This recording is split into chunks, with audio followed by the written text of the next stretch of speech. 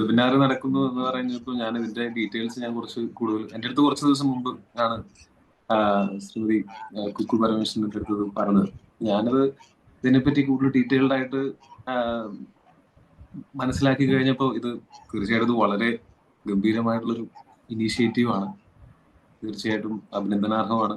കാര്യം എന്താ വെച്ചാൽ നമുക്ക് കഴിഞ്ഞ കുറെ വർഷങ്ങളായിട്ട് നമുക്ക് അറിയാം ഈ ക്യാൻസർ എന്ന് പറയുന്നത് നമുക്ക് പണ്ടൊക്കെ എനിക്ക് എന്റെ ചെറുപ്പത്തിലൊക്കെ ഓർക്കുമ്പോൾ ആൾക്ക് ക്യാൻസർ വന്നു എന്നൊക്കെ പറയുന്നത് ഒരു അപൂർവ കാര്യം പോലെയായിരുന്നു.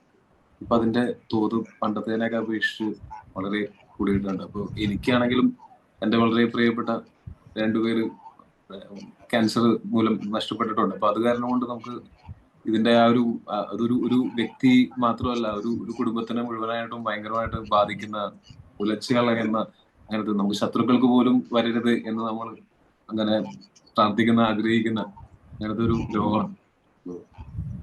ഇതിന് ഇതിനെ പ്രിവെന്റ് ചെയ്യാനായിട്ടും ഇങ്ങനെ ടെസ്റ്റുകളൊക്കെ നടത്തി ഇതിനെ ഏർലി സ്റ്റേജസിൽ കണ്ടുപിടിക്കാൻ പറ്റുവാണെങ്കിൽ വളരെ നല്ലത്. അതിനേക്കാളും വരാതിരിക്കാനായിട്ട് നമ്മൾ ശ്രദ്ധിക്കുകയാണെങ്കിൽ അതിനും നല്ലത്. അതിനൊക്കെ ഒരു അവയർനെസ് കൊണ്ടുവരുന്ന രീതിയിൽ ഇങ്ങനെ ഒരു ഇനീഷ്യേറ്റീവ് തീർച്ചയായിട്ടും അടിപൊളിയാണ്. ഇതിന്റെ എല്ലാ ഉദ്ദേശ ലക്ഷ്യങ്ങളും സതുദ്ദേശ ലക്ഷ്യങ്ങളെല്ലാം കൃത്യമായിട്ട് നടക്കട്ടെ. ആളുകൾക്ക് ഇതിനെപ്പറ്റി കൂടുതൽ ബോധവൽക്കരണം നടത്താനായിട്ട് ഇതിന് പറ്റട്ടെ എന്ന് ഞാൻ ആശംസിക്കുന്നു.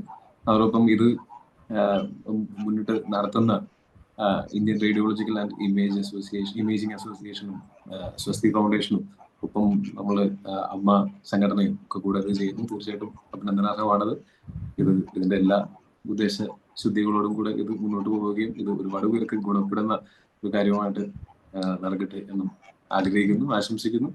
അതോടൊപ്പം ഇന്നത്തെ ഇതിൽ ഉദ്ഘാടകനായിട്ടാണ് ഞാൻ വന്നിരിക്കുന്നത്. എന്റെ കർത്തവ്യമായിട്ടുള്ള ഉദ്ഘാടനം കൂടെ ഇതിനോടകം ഞാൻ നിർവഹിച്ചതായിട്ട് അറിയിച്ചു.